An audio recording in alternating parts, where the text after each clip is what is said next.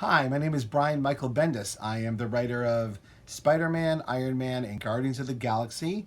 And I have chosen to read today from one of my favorite books, probably my all-time favorite book, The Once and Future King by T. White. And I'm going to read um, a very good chapter called The Ill-Made Knight. This is a great book because it's about King Arthur and Lancelot and Excalibur and Merlin. It's that great story, probably one of the best stories ever told, one of the most imaginative and emotional stories ever told. Just, I love it. I hope you will too. Chapter 1. In the castle of Benwick, the French boy was looking at his face in the polished surface of a kettle hat. It flashed in the sunlight with the stubborn gleam of metal. It was practically the same as the steel helmet which soldiers still wear, and it did not make a good mirror, and it was the best he could get. He turned the hat in various directions, hoping to get an average idea of his face from the different distortions which the bulges made.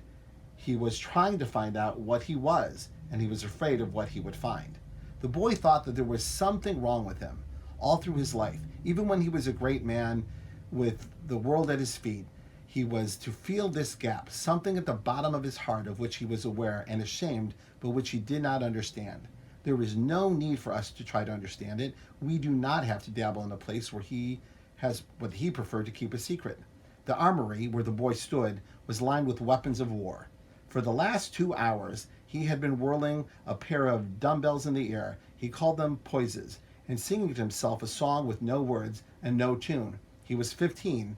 He had just come back from England, where his father, King Ban of Benwick, had been helping the English king to quell a rebellion. You remember that Arthur wanted to catch the knights young, to train them for the round table, and that he had noticed Lancelot at the feast, because he was winning most of the games. Lancelot, swinging the dumbbells fiercely and making his wordless noise, had been thinking of King Arthur with all his might. He was in love with him. That was why he had been swinging the poises. He had been remembering all the words of the only conversation which he had had with his hero.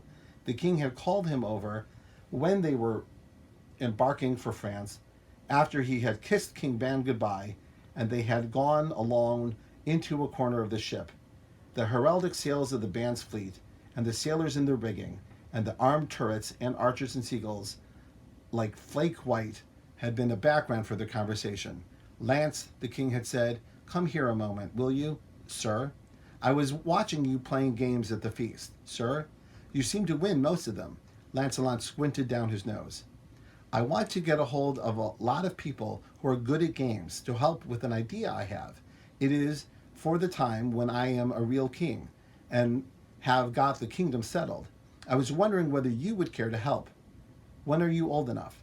The boy had made a sort of wriggle and had suddenly flashed his eyes at the speaker. "It is about knights," Arthur had continued. "I want to have an order of chivalry, like the Order of the Garter, which goes about fighting against might. Would you like to be one of those?" "Yes." The king had looked at him closely, unable to see whether he was pleased or frightened, or merely being polite.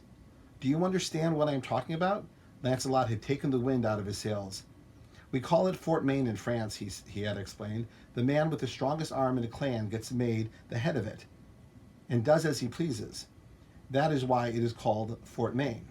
You want to put an end to the strong arm by having a band of knights who believe in justice rather than strength. Yes, I would like to be one of those very much. I must grow up first, thank you. Now I must say goodbye."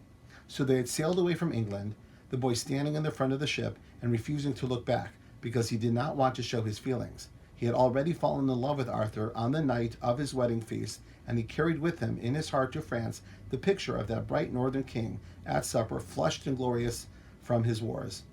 Behind the black eyes, which were searching intently for the kettle hat, there was a dream which had come to him the previous night, 700 years ago, or it may have been 1500, according to Mallory's notation. People took dreams as seriously as psychiatrists do today, and Lancelot had had a disturbing one. It was not disturbing because of anything it might mean, for he had not the least idea of its meaning, but because it had left him with a sense of loss. This is what it was. Lancelot and his young brother, Ector, had been sitting in two chairs. They got out of these chairs and were mounted on 2 horses. Lancelot said, "Go we and seek that which we shall not find." So they did.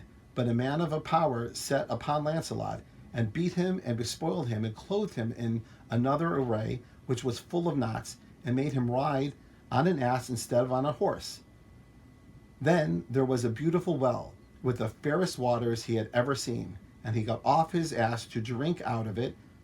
It seemed to him that there could be nothing in the world more beautiful than to drink this well. But as soon as he stooped his lips towards it, the water sank away. It went right down into the barrel of the well, sinking and sinking from him, so that he could not get it. It made him feel desolate, to be abandoned by the water of the well. Arthur and the well, and the dumbbells which were to make him worthy of Arthur, and the ache of his tired arms from swinging them, all these were at the back of the boy's mind as he tilted the tin hat backwards and forwards between his fingers. But there was a more insistent thought in his head also. It was a thought about his face in the metal, and about the thing which must have gone wrong in the depths of the spirit to make a face like that. He was not a self-deceiver. He knew that whichever way he turned the morion, he could tell the same story. He had not decided that when he was a grown knight, he would give himself a melancholy title. He was the eldest son, so he was bound to be knighted, but he would not call himself Sir Lancelot. He would call himself the Chevalier Malfait, the ill-made knight. So far as he could see, and he felt that there must be some reason for it somewhere, the boy's face was as ugly as a monster's in the king's menagerie. He looked like an African ape. I hope you are inspired to find this book and read it. It is filled with awesome stories. Thank you so much for listening.